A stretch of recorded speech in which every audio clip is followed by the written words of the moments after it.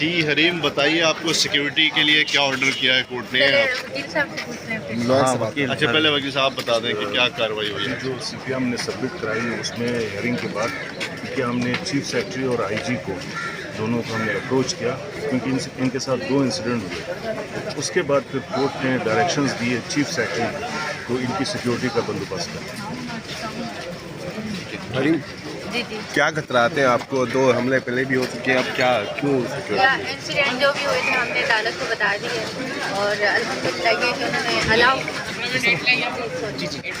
الحمدللہ کہ انہوں نے الاؤ کر دی سیکورٹی کو، اور ہمارا ایجوکیشن میں ختم کر دیا، اچھا لگا الحمدللہ۔ حریم، سیکیورٹی تھریٹس کیا تھے مجھے بہت سارے تھے، جو کہ میں نے کل آپ کو بائی ڈیٹیل سے بتائے بھی، اور آپ نے شاید میڈیا بھی چلائے بھی، اور کافی ساری چیزیں جو میں میڈیا سے ڈسکس بھی نہیں کر سکتی، مجھے پرمیشن بھی نہیں، اور کچھ چیزیں جو اس لیے تو میں نے آپ کو بتا دی تھیں، اور میرے خیال میں آپ نے اچھے سے ان کو انڈرسٹینڈ کرنی ہوگا۔ مجھے پولیٹیکل ایشو تھے، اور مجھے سیکورٹی تھریٹ کسی عام انسان کی طرف سے نہیں تھے، بس سارے پولیٹیکل۔ سوشل میڈیا پر آپ کے فین تو بہت ہیں، فالوورز بھی بہت ہیں، دشمن کون ہے آپ کا؟ کون تھریٹ کر رہا ہے؟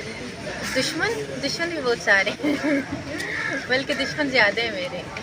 اچھا، پولیٹیکل لوگ کون ہیں وہ جو آپ کو تھریٹ کر رہے ہیں؟ پولیٹیکلی لوگ میرے ہر پارٹی کے ساتھ، ہر ایون کے میں نے ان کو کل بائی کو ڈیٹیل سے بتایا تھا کہ مولانا فضل الرحمان جو تھے ان کے اگینسٹ میں نے ایک ویڈیو بنائی تھی، اور وہ ویڈیو بالکل صداقت پر مبنی تھی، تو انہوں نے مجھے تھریٹ کیا، ان کے فالوورز نے مجھے تھریٹ کرنا اسٹارٹ کر دی۔ تب میں ٹرکی میں تھی کہ آپ یہ ویڈیو ڈیلیٹ کریں اور پبلکلی آ کے ہم سے اپولوجائز کریں۔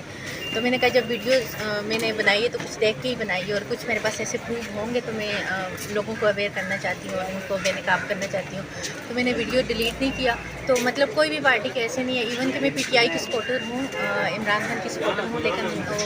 پی ٹی آئی کے بھی کچھ لوگ ہیں جن سے مجھے خطرہ ہے۔ شیخ رشید سے بھی خطرہ ہے کہ آپ کو؟ نہیں، ایسا نہیں، شیخ صاحب کے ساتھ جو میرے ایشو تھے بہت پہلے تھے وہ سالو ہو چکے تھے، ابھی ایسا کوئی مسئلہ نہیں ہے۔ بلال بھٹو کون ہے جس سے خطرہ ہے؟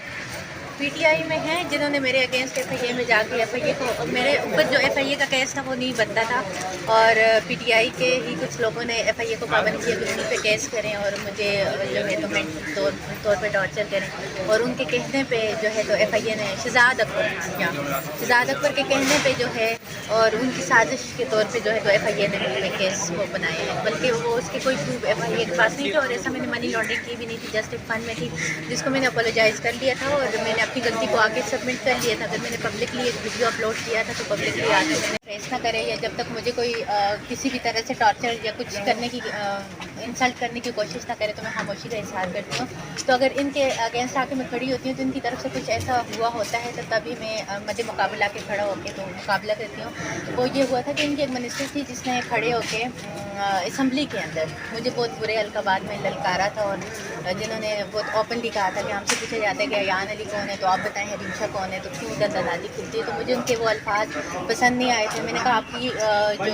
ہے تقریر یا اسپیچ ہے وہ اتنی وائرل نہیں ہوگی، تو میں نے ان کو ڈسٹرب کرنے کے لیے اور انہی کے اندر انتشار پیدا کرنے کے لیے یہ بات کی تھی، جو میری طرف سے ایک انتقام تھا، اور انتقام انہی کی وجہ سے تھا۔ ابتدا انہوں نے کی تھی، انتقام میں نے کی تھی، اور جب میں نے انتقام لیا یا میں نے جس طرح ان کو وہ کیا تو وہ آپ سب میڈیا کے سامنے، تو میرے خیال میں مجھے اس میں کوئی امبیرسمنٹ نہیں ہے، کیونکہ جیسا وہ کریں گے تو ویسا میری طرف سے ان کو جواب ملے گا، اور ملنا بھی چاہیے۔ ایسے لوگوں کے آگے میرے خیال میں خاموش رہنا یا ایسے لوگوں کی عزت کرنا یا ایسے لوگوں کو کے آگے چپ رہنا سب سے بڑا ظلم ہے، تو ایسے لوگوں کو بے نقاب کرنا چاہیے، کیونکہ یہ لوگ معاشرے کا سب سے بڑا گند اور بہت شکریہ۔